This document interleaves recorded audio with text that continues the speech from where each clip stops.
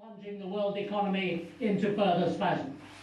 The steel industry, as we've heard today, demonstrates that very graphically. Here in Britain, of course, the banking system remains unreformed, unregulated. Personal debt levels are again rising. Wages are at a standstill. And for those in part-time or zero-hour contracts, they're actually in free fall. Self-employment has become the excuse for below minimum wages and also safety at work. Pensions are reduced, house prices are soaring, rents spiralling.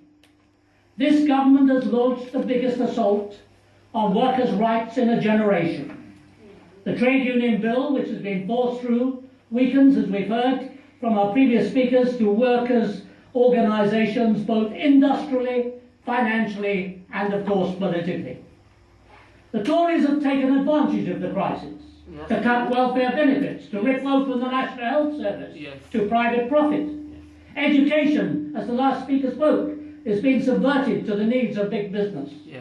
Yet the Tory government, elected with the backing of less than 25% of registered voters, is vulnerable and can be defeated.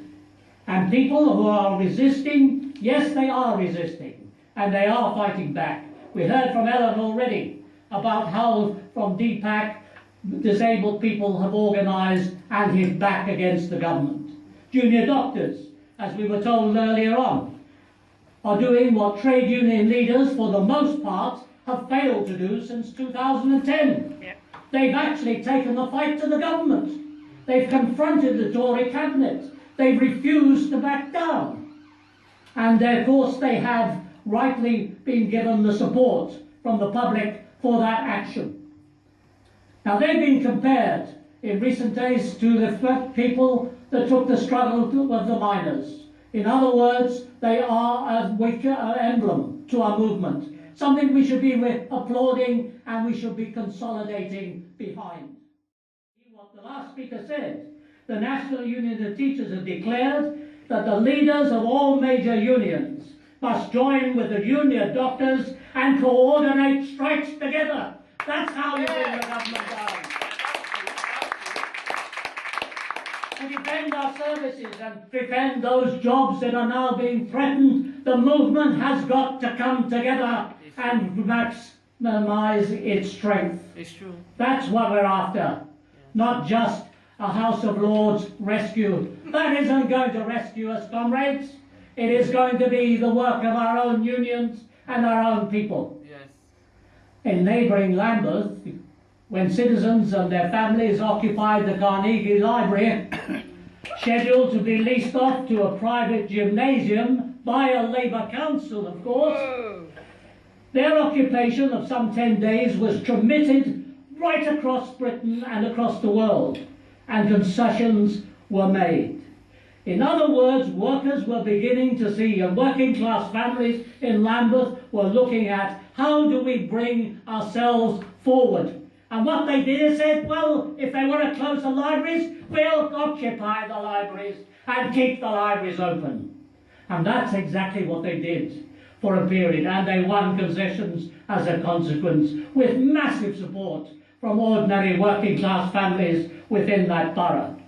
Other Labour councils, perhaps nearer home, should realise what might happen also to them. It's true, it's true. The Tory government, as we've said, is in disarray over Europe, and big divisions have erupted. And whatever the result of that vote in June, our communities are still going to be under attack after June. Our communities are still going to be faced with a government that is out to smash our welfare and our welfare state. And so really what we've got to be looking at is, how do we defeat this government? It's no longer a question of having a civilised discussion.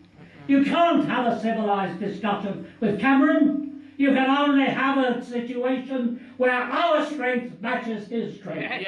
And our strength is our people, and they can do it. Now, as being referred to, we in the Labour movement have got another problem. The right wing, the Blairite, the Labour MPs have refused to accept the decision of the Labour Party membership to elect a new leader, to remove Jeremy and John from the leadership of the party. We should understand, we're not talking to people that have the feelings for the Labour movement we have. They couldn't care less whether they lost an election, as long as they got rid of a threat.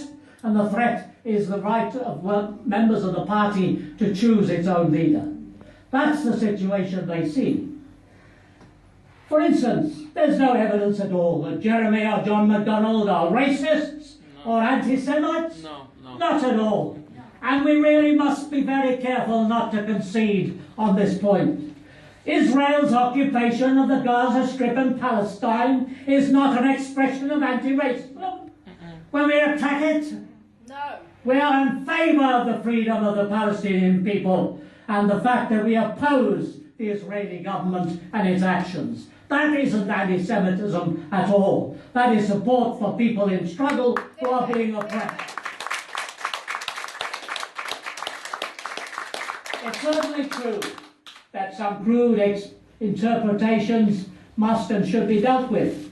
But frankly, when you see on TV a right-wing Labour MP crawling up a set of stairs with 6 cameras behind him, you think it might be set up, don't you? You think it might be. You don't say. You don't really think that there suddenly 6 news cameras appeared from nowhere? Of course it was set up. In other words, their intention is to create opposition and to create confusion. Well, we've got to stand firm against that situation. Because the enemy is the Tory government. The enemy are the big corporations. The enemy are not the leadership of the Labour Party. That's the situation. So here we are today to celebrate Workers' International Solidarity in action against global capitalism. If there are those in the Labour Party and in the Parliamentary Labour Party that can no longer join us in that demand, then frankly they should part from us and should take up residence somewhere else. Because, as one of the comrades said earlier, the right for people to have representatives who represent them is a right we should be defending. We didn't put people in there to sit there for the rest of their lives. We set them there to represent us. And when you get people who are joining up with the Tory government in producing reviews and this and that and working with them to sell their policies, these people should be removed. You know, they're no longer people who represent either those that elected them or the party that has supported them. So we should be very clear. We have a big fight ahead. That fight has got to have the unity of our movement. If people want to break that unity, then we must push them aside, because that unity is now necessary. John McDonnell has called for an end to the Tory government. We really can't sit around till 2020. I certainly can't afford to wait till 2020. Come on. And neither can you.